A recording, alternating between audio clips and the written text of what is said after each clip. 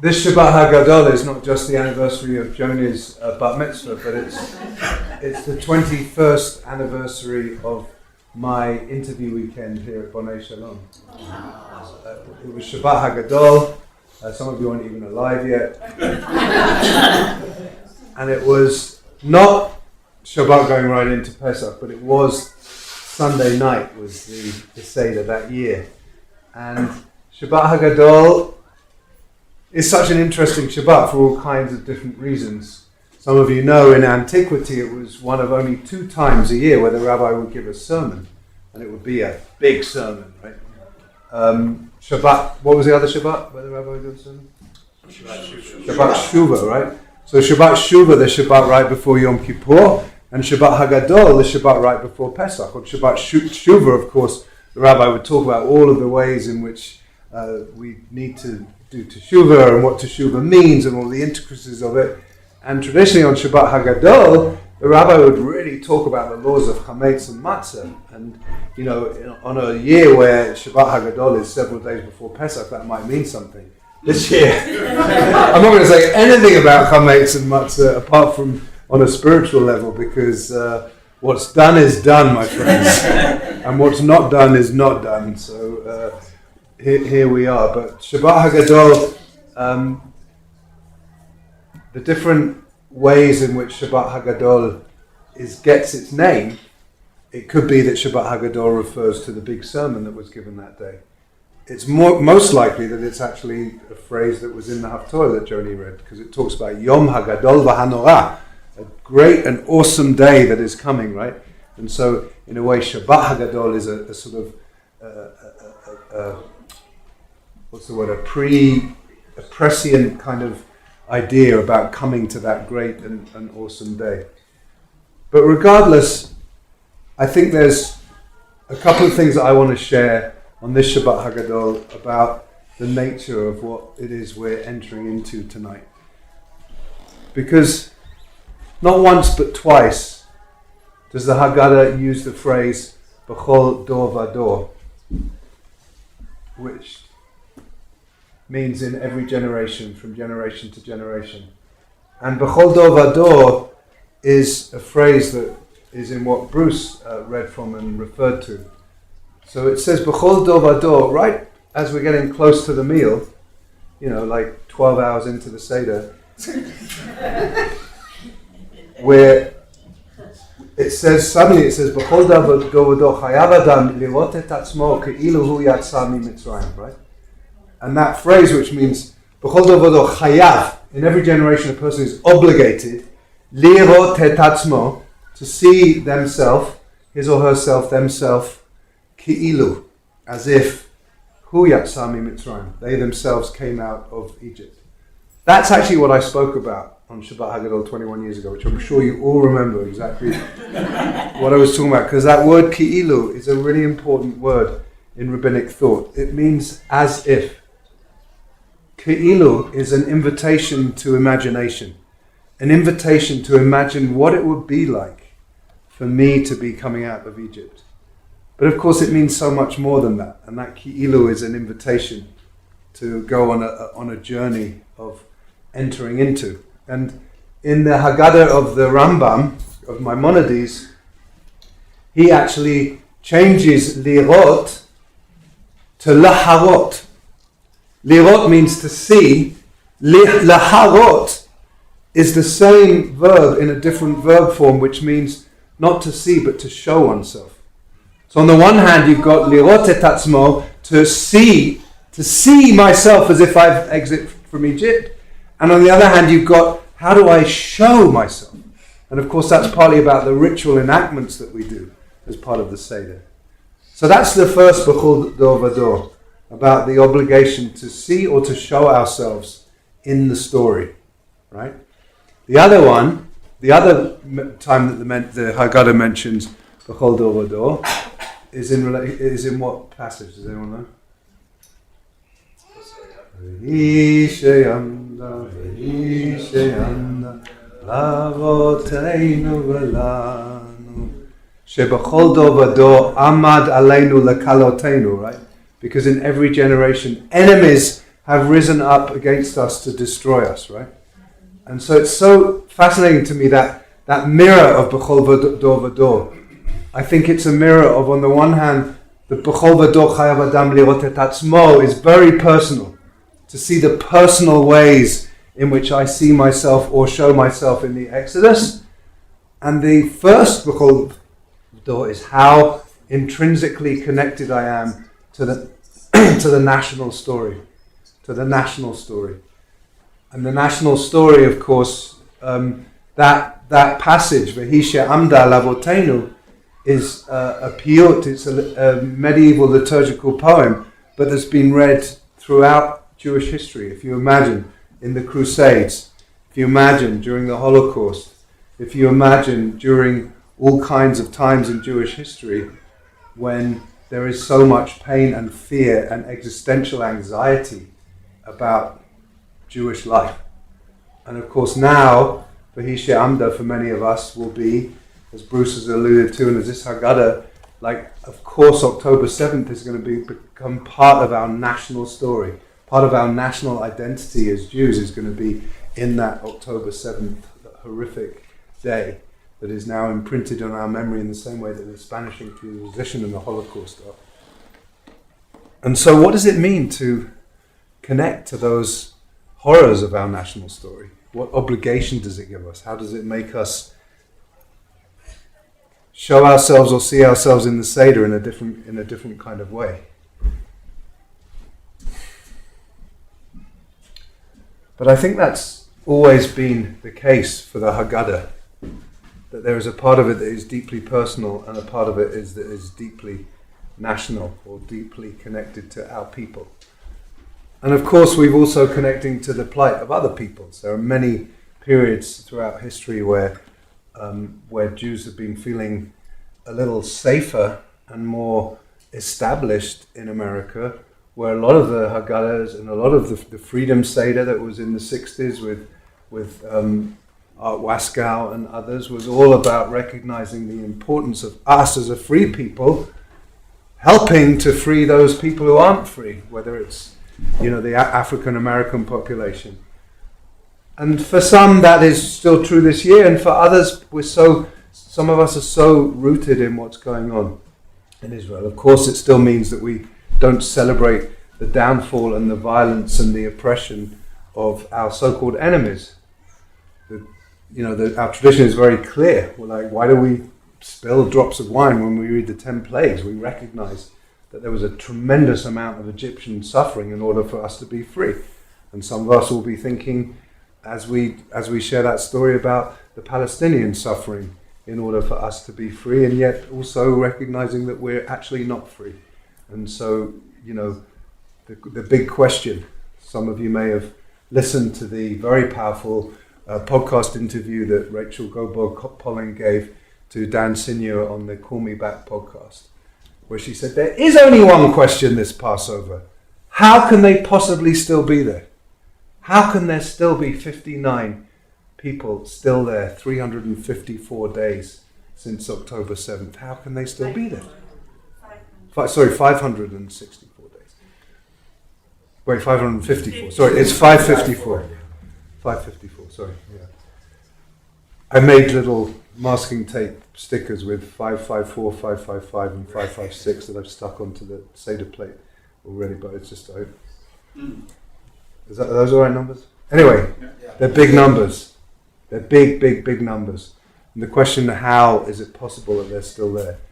And without getting too bogged down into the details of the politics of it, anyone who's been to Israel recently, there is a huge amount of anger against the government.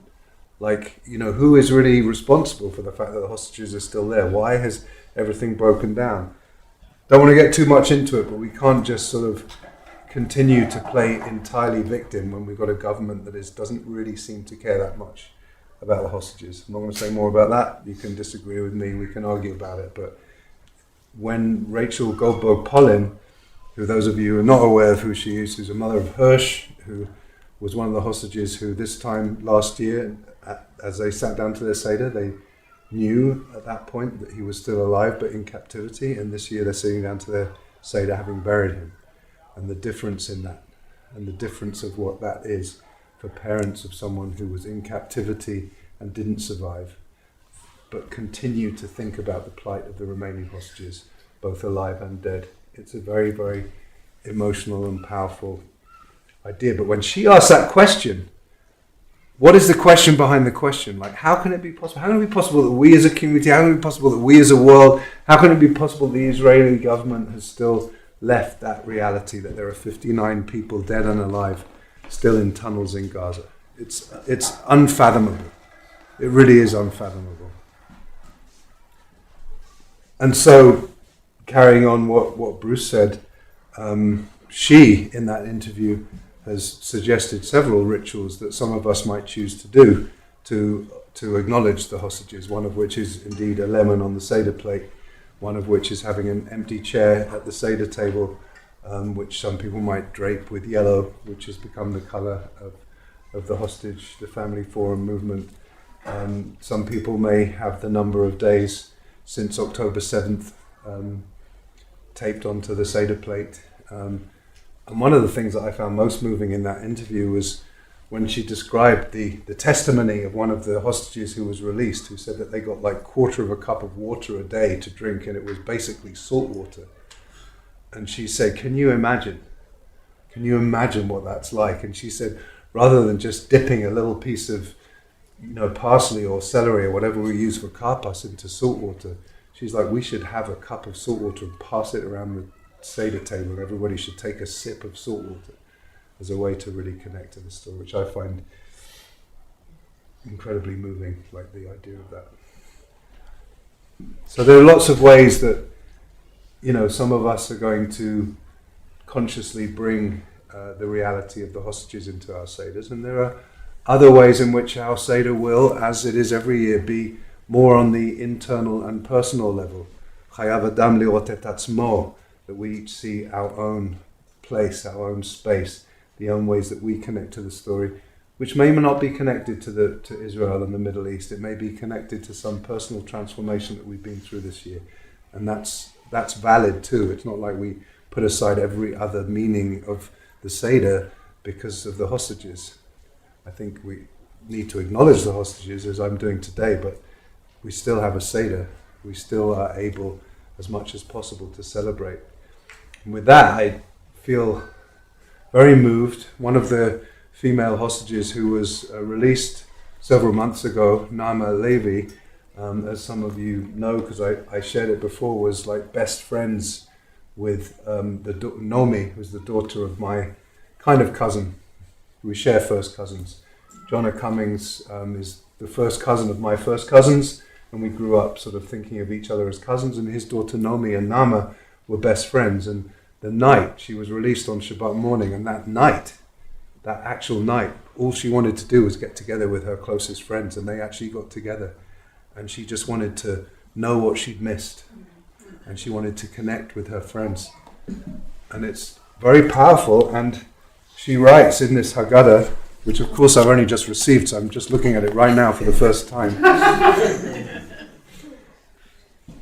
She says, it's such a beautiful little piece that she wrote. I mean, this is a 19-year-old woman. Is she 19? She's 20 by now, I'm sure. She says, what gave me hope during my captivity is the thought of one day being released and reuniting with my family. There were days of difficulty when I just had enough, and I kept encouraging myself that I must pull through and think of a future Naama. If I don't give up now, the future me will be able to return home, and she will be so grateful that I was able to overcome the hardships. I kept thinking of my family and friends anxiously waiting for me, and I knew that I had to stay strong for them too. Today, as I am finally at home, I choose not to forget how during my captivity I yearned for the little pleasures of life, the simple and basic things like food, a hot shower, time to spend with friends and family, enjoy the warmth of sunlight, to breathe fresh air and just stroll outside. My choice not to forget these little things allows me to appreciate them even more today and to enjoy the simplest and most natural moments we have.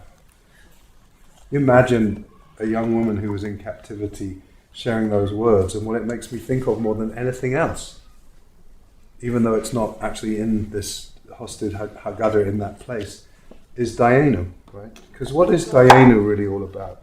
We all know the song Dayenu. Dayenu, Dayenu, Dayenu, Dayenu. And in some ways it's ridiculous. Because it says like, oh, if you brought us to the desert but we hadn't received the Torah on Sinai. Well, what's the point of going to the desert if you don't receive the Torah at Mount Sinai? You could say on some level that the premise of Dayenu is ridiculous, but it's not ridiculous.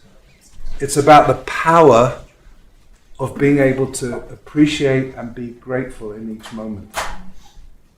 And I think that's really, really important, and I'm thinking about it a lot this year, that there are Dayenu moments that we each have. It's been a horrible time in so many ways, and some of us have had horrible years personally, and we've had a horrible year as a world in all kinds of different ways. And yet Dayenu, right? There's much for which we can say Dayenu, and I would invite all of us to consider as we're at our Seder tables, wherever we are tonight, and I hope everybody is at a Seder table tonight, that we can take a moment to think about times during our year where even in spite of everything, in spite of whatever personal, collective, national, global trauma I may have been through, Dayenu. Like, I have the ability to watch a sunrise, or to walk in nature, or to, see an amazing tree, or to be with family and friends, or to eat amazing food, or to grow something. So all of those kind of Dayenu moments, I think, are a really important part of the ritual. And it doesn't, by expressing those Dayenu moments, it doesn't diminish the pain of the 59 hostages still in Gaza. The last thing that any of those people will want is for us to be miserable and suffer and have a terrible Seder because of their plight. Yes, I'm sure they appreciate us having consciousness of them, and maybe even reading out their names and mentioning them and having that lemon on the Seder plate, or however it is we want to mark them. But it's also really important that we continue to step in. To step in. Vahi she'amda lavotenu. There's some commentaries about that vahi. The first word vahi, it means and she. Literally it means and she. And vahi she'amda. It's like, seems to be referring to a passage previously in the Haggadah that is about God's promise to us that is still going to remain. But vahi is a feminine word, and she. There's comments to say, well, who is this she? Is it the Shekhinah? Is it God's feminine presence? Is it courageous women who have stood up in the past? Is it our tradition? Is it our ability to continue on and to pray? And when it says, V'hatzilenu miyadam, HaKadosh Baruch Hu hatzilenu miyadam, HaKadosh Baruch Hu, God in God's wisdom and grace and compassion has saved us from all of these enemies. It's as if to say, what has saved us from all these enemies? In part, is our ability to step in. In part, it's our ability to sit at a Seder table, to say Dayenu, to express the things for which I am grateful, to be with family and friends, to read this ancient story and to see ourselves and to show ourselves as part of this story, to recognize that even though it's true that throughout history, enemies, including Hamas on October 7th, have stood up and tried to destroy us, we are still here. We have our stories, we have our traditions, we have our rituals, we have our prayers, we have our community.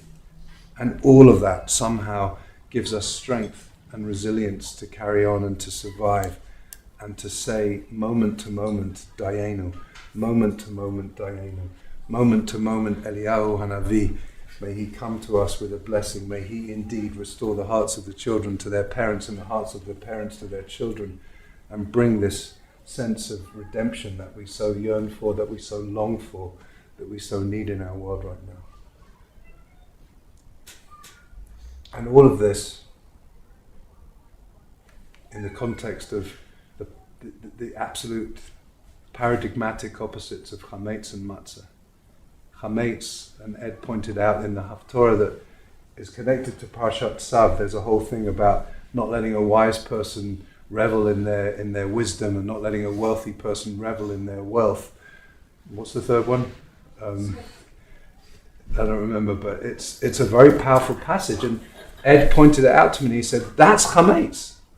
And he's absolutely right. That is chametz. The things that puff us up and make us feel prideful and really good about all the things that we've become, that's not dayenu. That's like saying, look at me, look at all the things I've accomplished this year. I'm so good. I can show you the commentary that I wrote on the Haggadah that was published in a brand new Haggadah this year that I happen to have in my bag. I could show you that. So like, it was on Vahisha. But that's chametz. That's chametz. Sure. Go ahead. It says, let not the wise man glory in his wisdom. Let not the strong man glory in his strength. Right. Let not the rich man glory in his riches. But only in this should one glory in his constant devotion to me. Beautiful. So I'll just repeat that for those of you who didn't hear, and especially those on live stream, that it's basically about wealth, wisdom, and power. And if any of us like revel in our wisdom, or revel in our power, or revel in our wealth, it's like that's chametz. So what's matzah? Matzah is just the simplicity of it all. The simplicity of being able to say, you know what, the world's really hard, but dayenu. I've got so much. There's so much abundance. There's so much to be thankful and joyful for. There's family and friends. There's community. There's tradition. There's song. There's hallel. All of these things that we have. So, dayenu. Dayenu. Dayenu, I think we often think of Dayenu as like towards the end of Pesach, it's like, Dayenu, enough matzah already. But Dayenu is a little deeper than that. So, Dayenu, Dayenu, Dayenu,